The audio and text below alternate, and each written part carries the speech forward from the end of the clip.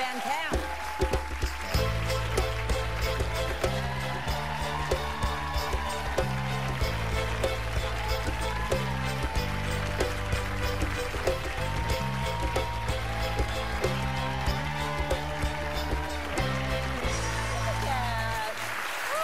So excited to see you because I'm so happy to be here. we have a lot in common. I hear. Starting with, we both are kind of obsessed with Bachelor. A little bit. Why do you like it? Oh, it's honestly, Yeah, it's yeah. just kind of a train wreck, you know? You're just watching it and you're like, are you really there and doing this, you know? But you can't take your eyes off it. You can't take your eyes off of it. I mean, it just baffles me. And like, you know, I love the idea that it's worked maybe a couple times. But a few times, yeah. Yeah, which is crazy and great. But I don't know, I just... So if it's you... like mindless, good television, you know? I don't know why. I like mindless. Mindless is not bad. Sometimes that's good with what exactly, we do, you know? Exactly. If you could go to the fantasy suite with any Bachelor...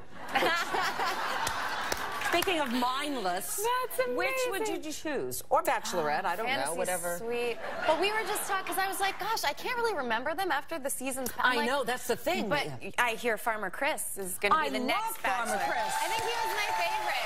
I can't believe she didn't pick him. I mean, I'm happy for him, but I was a big fan. I mean, he's nice, but it's that, when I saw him on a tractor. There's something about a tractor. What is it about a tractor? Why do you even go to the next home? I know, exactly. Yeah, he's great. He was great. If my sister didn't have a boyfriend, I would suggest Chris? Absolutely. They would be like the perfect match. But would she want to live on a farm? Because that was a big issue. She's working on a farm right then now. She would be But perfect. she has a gorgeous, lovely boyfriend. So. All right, but it might not work out. You think about that stuff when you've got sisters. Sure, exactly. You also are obsessed with zombies and all things zombie. I hate zombies. They freak me out. I really am. I really have this fascination with anything post-apocalyptic. I always have. So yeah, I've seen every zombie movie, and I just finished watching this fantastic show, The Returned. I don't know if you've heard of it, a French show, which is great. Yeah, I've always had a big thing. Have you analyzed why? Because I always wonder why. Because they're freaky. They're scary. They're dead, but they're alive. They're scary, eat you. But they're not. I can't watch slasher flicks or anything like that. Like you know, there's just it's something about the genre that I just am fascinated by, and you know, any books related to that or the end of the world kind of thing, I'm just fascinated. Do you like them when they move fast, or do you like them when they move slow? That's a very good question, you know, for my, very different. My zombie nerdiness. I kind of like both, but I have a slight preference for the slow moving ones just because they're more classic, I suppose. Don't get me started. You know, this is going to be a long conversation. I find it so interesting. We have something else in common, that you're in the public eye like I am. I mean, you're on a hit show. Mine, I don't know, but you're really on one. And yet, in real life, you are basically an introvert. I am. Yeah. I'm very shy, actually. It's interesting. You know, you almost put on a personality when you come out and do this stuff because, you know, especially when you're in front of the cameras, it's a much more intimate thing. You know, you don't have to be so grand and so big, and that's never really been my nature. So, yeah, I can be so shy, painfully shy at times, and then other times, you know, you sort of, it's part of the job. So it's like get over it or sink. You know what I mean? Exactly. You have to get up with you got to just do it. Yeah. So you know, it's a constant, you know, fighting of fears, but I think that's a healthy thing to do. So if I ran into you off the set, and what would you most likely be doing?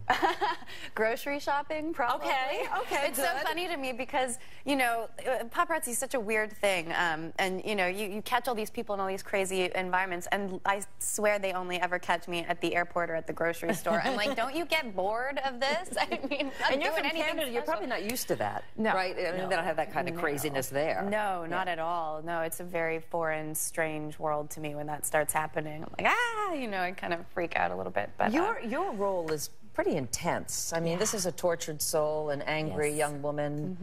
How do you keep that from coming home with you? Well, first of all, we have just the best casting crew, and we try our hardest to keep it light on set. It doesn't always work out that way, but you know, especially with the boys on set, we just laugh our faces off constantly, so that helps a lot. And recently I started transcendental meditation. It's been this hugely beneficial, helpful thing in my life. It's, you know, meditating twice a day, and you know, it just gives me that time for myself to ground myself and get back to a space where I feel balanced and connected, you know, because everything's up here and people are always touching you and you're always kind of running around and it just becomes very chaotic in the brain sometimes. So and you that sit just there very composed? Yeah, you don't, it's none of this, you know. No, it isn't? Yeah. Okay. No, you just kind of, you sit there and I have a spiritual guru, Betty Jones. She's amazing. And she taught me, she initiated me into this, this meditation. And it just really centers you, and I highly recommend just finding something like that for anybody, you know, whatever you connect with, just to take that time for yourself, because this world is so crazy now with the social media. Well, with all the zombies, I mean, of course, I feel like I would know how to deal with zombies better than I know how to deal with some of the things in this world today. Like, I've seen enough of the movies, I've got my survival kit, I'm good, but like this world, I'm like, I don't know. You have 3 sisters, and 2 of them have little ones? Yes. So you have a niece and a nephew now? I do. Ivy and Emmett? Within the past year. It's been the best year. There they are. Ivy and Emmett. So has that made you feel the urge at all? I mean, yes, absolutely. Especially like when your sisters are having babies, you just want to jump on the bandwagon. But I mean, I'm so happy just being an auntie for now. I'm really busy, and I feel like I kind of want to be the kind of mom I want to be, and with this schedule and playing this, like you said, you know, very tortured, exciting to play, but crazy character, I think I'll let that happen, and then we'll see where I'm at, you know. But they just that could go on for years and years. Well, Remember we'll see, that. But that's okay. I'm in no rush. I've got Ivy and Emmett, and oh man, they just bring. I mean, they just bring so much light to my life. It's amazing. I never knew that could happen. Well, we love you on Revenge. You're fabulous, Thank you Emily. so much. Thank you. Emily loves to cook, but up next we are turning up the heat when we face off in a game called Food Fight. Stay with us. Get ready.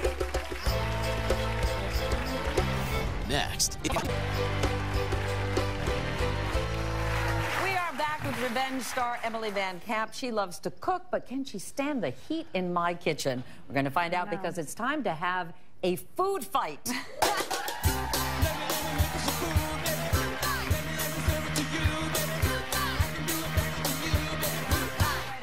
You consider yourself a pretty good cook? Well, you know. Just want to let you know. You're going down, baby. All You're going down. Right? Let's see what happens. Here to explain the rules is NBC Sports anchor Bruce Beck. Bruce. Thank you very much. Here's how it works. Emily and Meredith will race through the 4 kitchen stations you see set up here. First, they'll have to open a bottle of wine and pour 3 glasses. I got this. Yes, she's psyched about that. Drink them. Then they'll have to carry their trays of wine to station 2, where they'll crack a dozen eggs into a bowl. Easy enough. In station 3, they'll each have to roll out a pizza dough, toss it into the air, and form it onto a pizza pan. And finally, at station 4, they'll each have to juice enough oranges to fill a glass to the red line. Okay. Does it make sense? Yes, wait. Bruce, can you carry this with both hands? Yeah, Can you carry it with both hands? Yes. Okay, good. Yeah. Are you guys set to go? Yeah. In position, please. Okay. Can we can't touch anything. Don't touch anything. Right. On your mark, get set, go. All right, here we go. Sorry, the air horn was a little bit late, but they're both cruising. Remember, America's consumed the equivalent of over 3.7 billion bottles of wine a year. Only half of these are consumed by Vieira. And Meredith is off to a great start. Emily is struggling with the bottle. And Meredith races out to station 2. Impressive start. But Emily, you've got to hang in there. I know you're known for a killer osso buco based on your mother's recipe, but somebody may have to help you with that bottle of wine.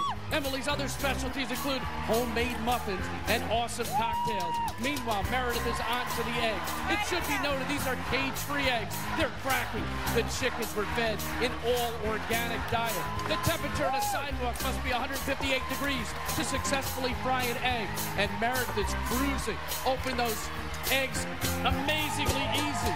Emily is behind, but she can come back onto station 3, where Meredith has the lead. And remember, 94% of Americans eat pizza regularly.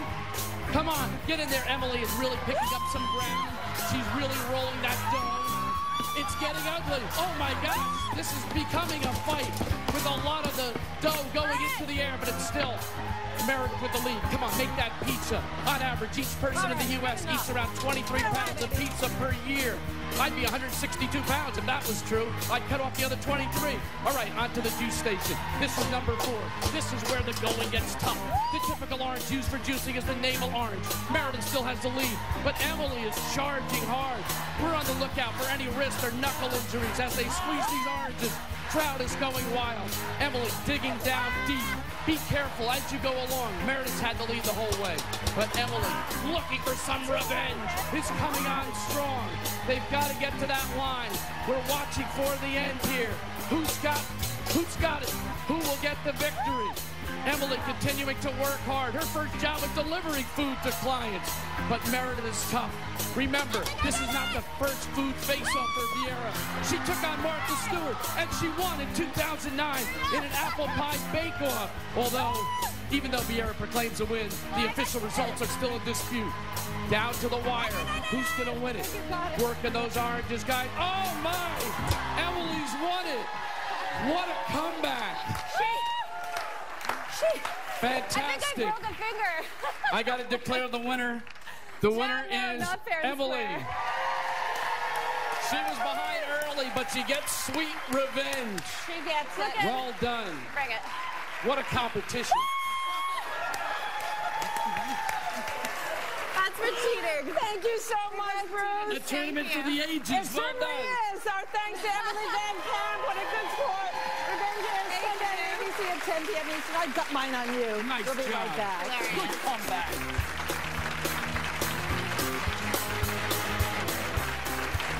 Next. Apple shake.